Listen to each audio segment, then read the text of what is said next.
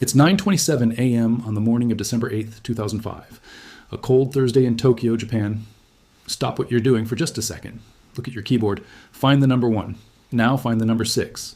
Notice how close they are. Think about how easily, in a moment of haste or pressure, your finger could slip from one to the other without you even realizing it. Now hold that thought. Because what I'm about to tell you isn't some ancient history lesson.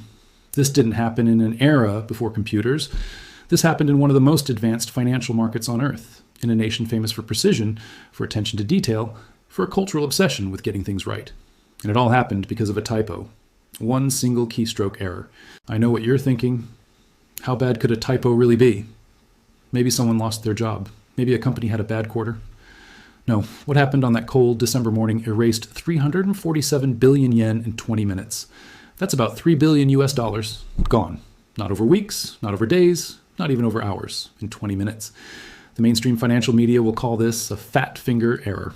They'll label it an unfortunate accident.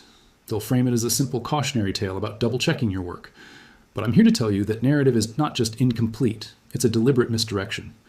Because this wasn't just about one trader making one mistake on one morning. This was the moment the entire world got a peek behind the curtain of our modern financial system.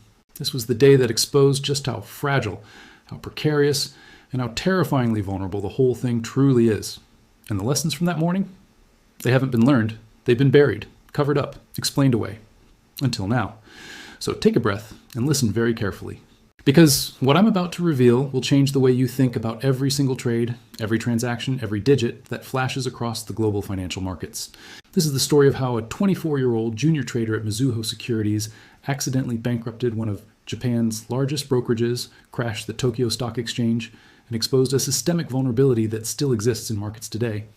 And it all started with that simple keyboard right in front of you. Stay tuned. Let's be very clear about something right from the start. What happened on December 8th, 2005 was not some simple, careless mistake by one employee. I want to repeat that. This was not just human error. What this really was, what it truly represented, was the inevitable disastrous consequence of a system designed without proper safeguards, operated by institutions that cared more about speed than they did about safety, and overseen by regulators who had become dangerously complacent. Let me explain what I mean by that.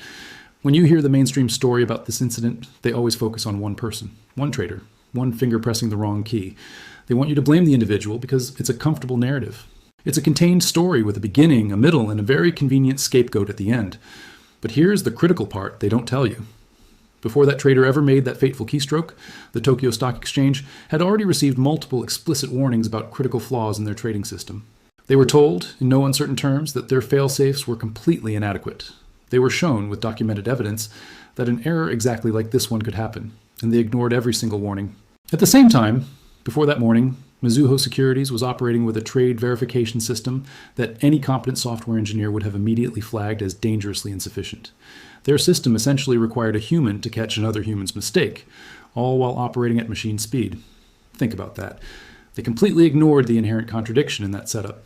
And even before the market opened that day, the entire regulatory framework governing the Tokyo Stock Exchange had a massive gaping hole that everyone in the industry knew about, but no one, absolutely no one, had the political will to fix it. They ignored the vulnerability.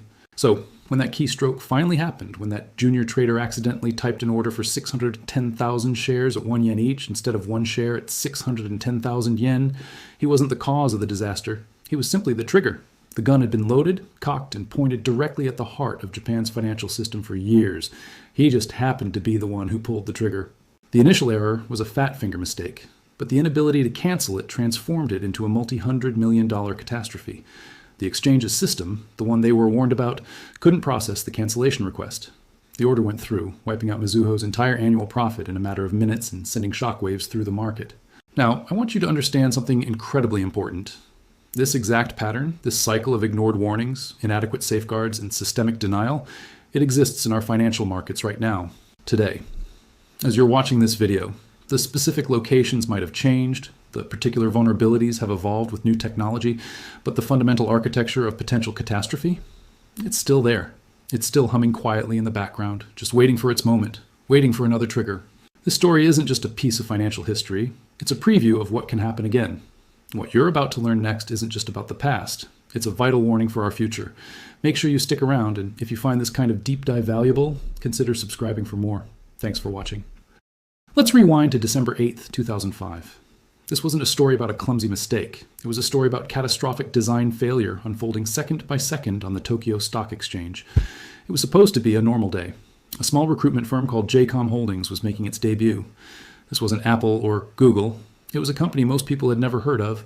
The initial price was set at 610,000 yen per share, which was about $5,000 back then. A pretty hefty price tag for a single share. Mizuho Securities, one of Japan's biggest brokerage firms, was handling the orders. A junior trader had a simple task: enter a client, his order to sell one single share at 610,000 yen. But that's not what he typed. Instead, he entered, sell 610,000 shares at 1 yen. Just take a second to let that sink in. He wasn't selling one share for $5,000. He was trying to sell over 500,000 shares for less than a penny each. Now, this is where the system should have stopped him. Most modern trading platforms have a sanity check. They're designed to catch an order that's obviously a mistake.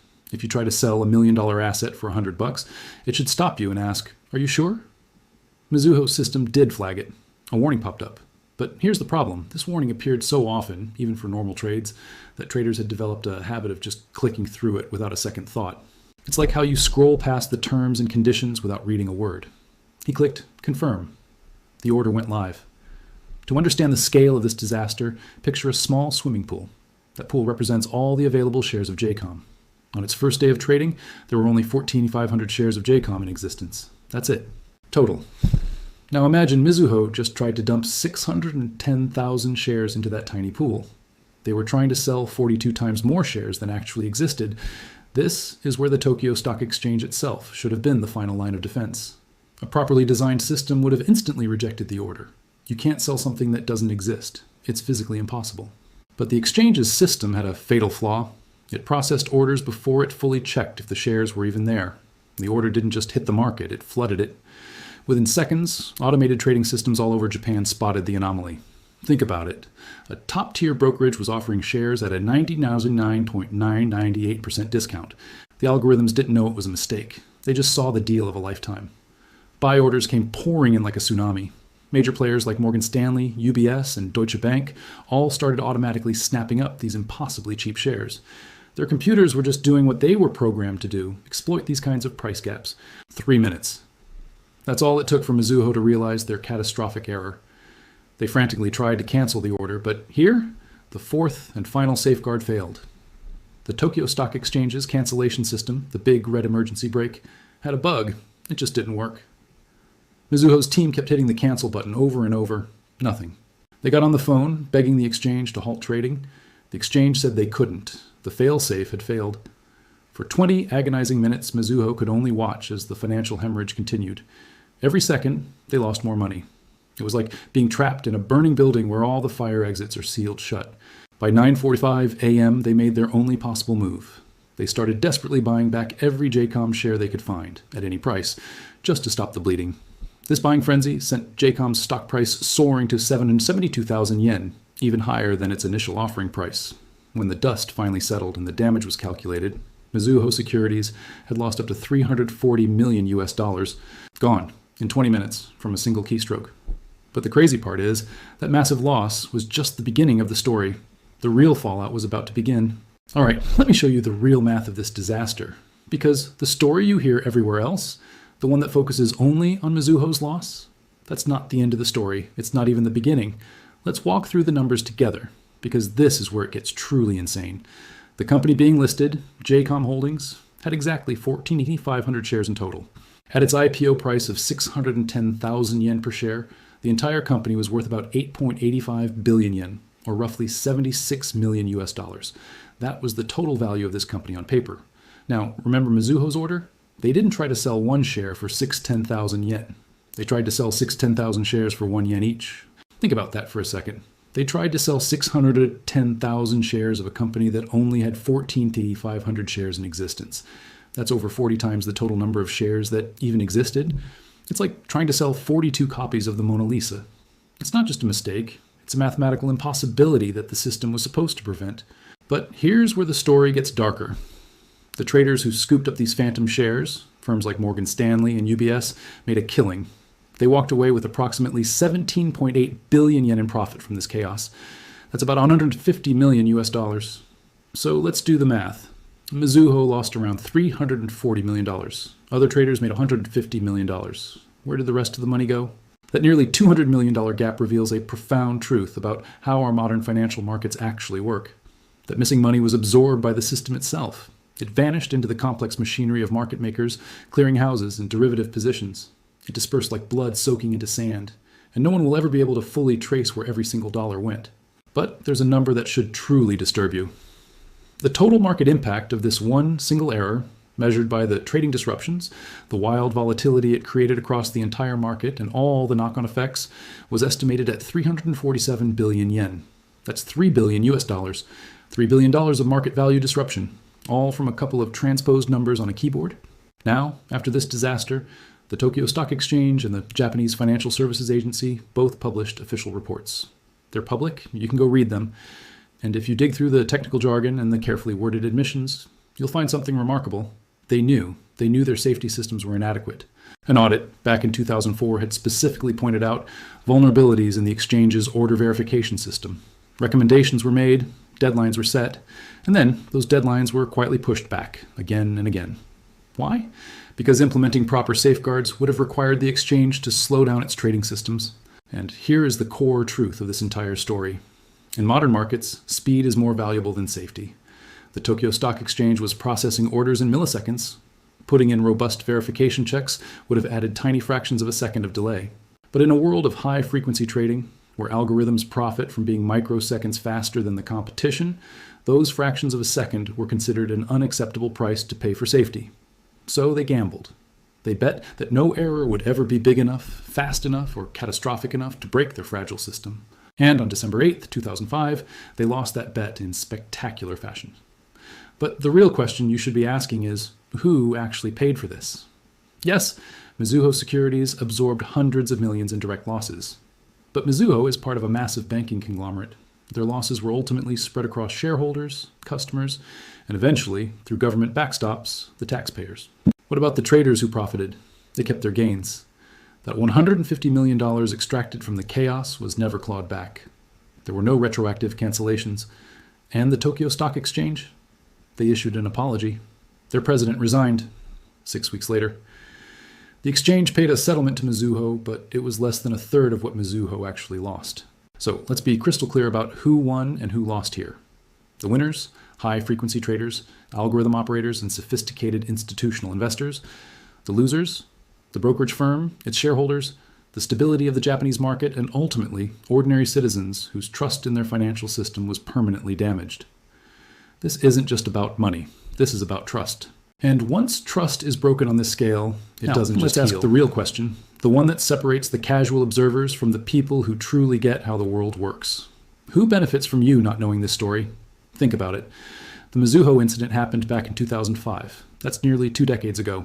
It's the kind of case study that should be mandatory in every business school, analyzed in every finance course, and cited in every single regulatory textbook.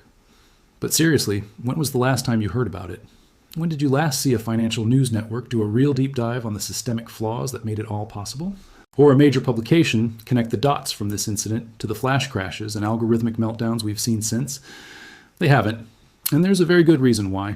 Let me break down who doesn't want you to understand this. First up, the exchanges themselves, the Tokyo Stock Exchange, the New York Stock Exchange, NASDAQ, you name it. Every major trading platform in the world operates on fundamentally similar systems.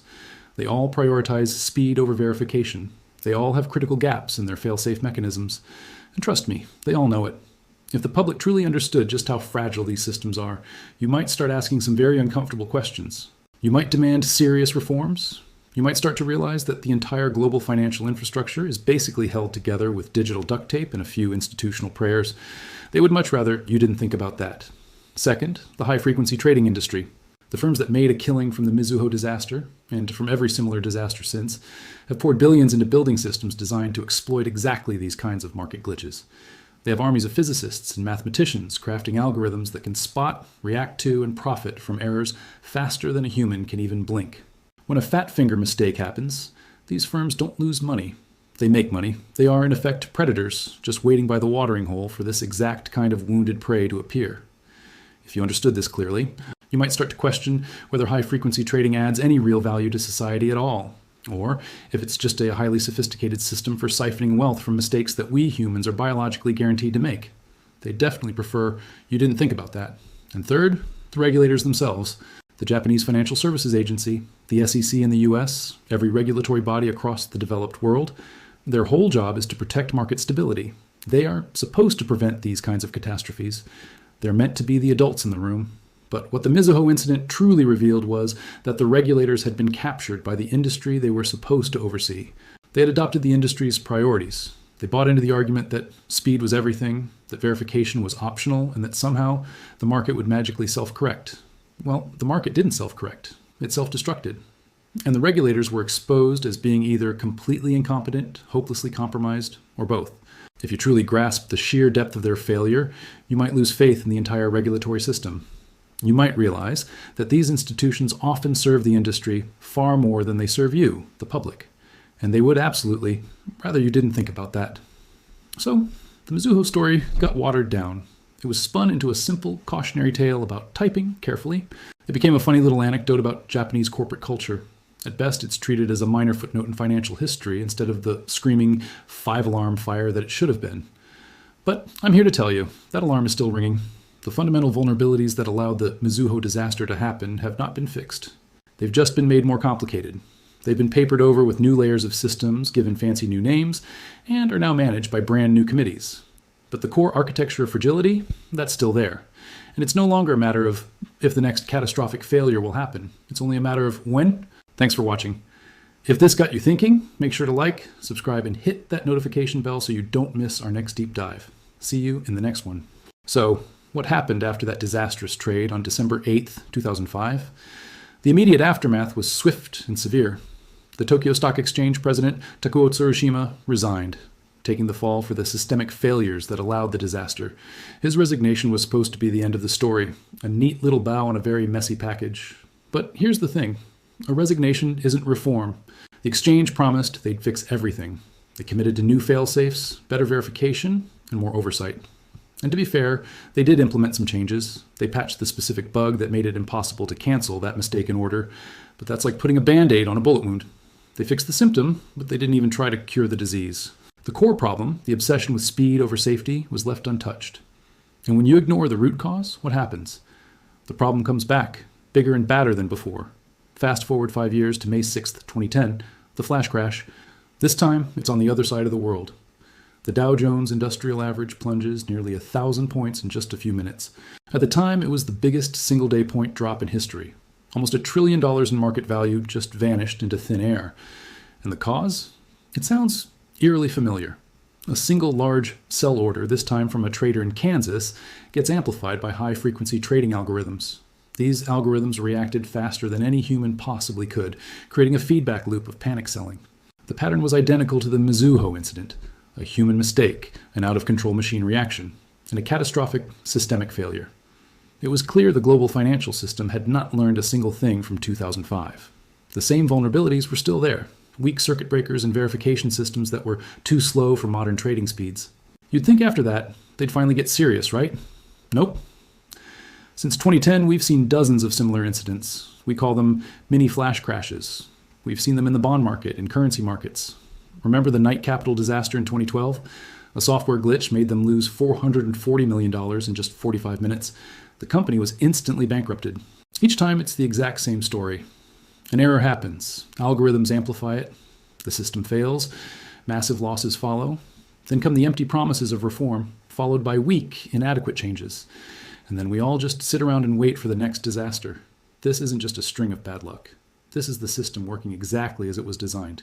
It's designed for speed, it's designed to reward risk takers, and it's designed to push all the risk onto the public while a select few pocket the profits. So, what's next? Let me tell you what the experts are too afraid to say out loud.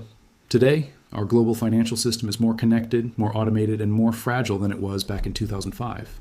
The trading volumes are bigger, the speeds are faster, and the algorithms running the show are more complex and more hidden than ever before. The next massive financial crisis, something on the scale of Mizuho, or even far, far worse, isn't a question of if, it's a question of when. And when it happens, it won't be confined to one company or one stock exchange in one country.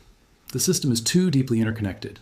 A failure in Tokyo could trigger a cascade in London, which then crashes New York, which then circles back to Tokyo, all within seconds. The global financial system is a house of cards built on a foundation of sand, and you can bet that everyone at the top knows it. They're just crossing their fingers, hoping the whole thing doesn't collapse on their watch. So, where does this leave you? You've just spent the last 40 minutes learning how one junior trader, one single keystroke, and a cascade of systemic failures vaporized hundreds of millions of dollars and laid bare the fragility of our global markets. What do you do with this knowledge? First, understand this. You are not powerless. The system, the financial establishment, wants you to feel small. It wants you to believe that finance is just too complex for ordinary people, that markets are too sophisticated for anyone but the so-called experts. It wants you to just trust the institutions and hope for the best. That is a deliberate message, and it's designed to keep you passive and compliant. But the truth is, you now understand something that most people in the market never bother to learn. The system is fragile, the safeguards are shockingly inadequate, the experts are fallible, and the consequences of these truths aren't just theoretical possibilities, they're historical, documented, and they keep happening over and over again. Second, let's talk practical steps. Realize that any wealth you hold in a digital form, your stocks, bonds, your retirement accounts, even the balance in your bank, it all exists within this fragile system.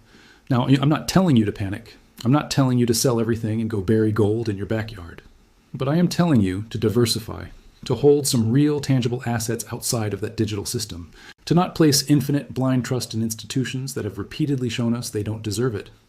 Think about the Mizuho trader who made that fateful keystroke.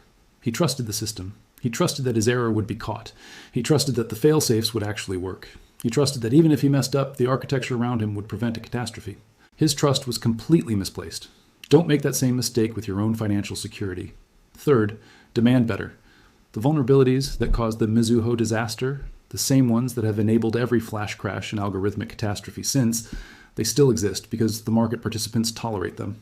They exist because regulators bow to industry pressure and because the public doesn't understand enough to demand real change. But you now understand. You have the knowledge to ask the questions that make powerful people very uncomfortable. So use it.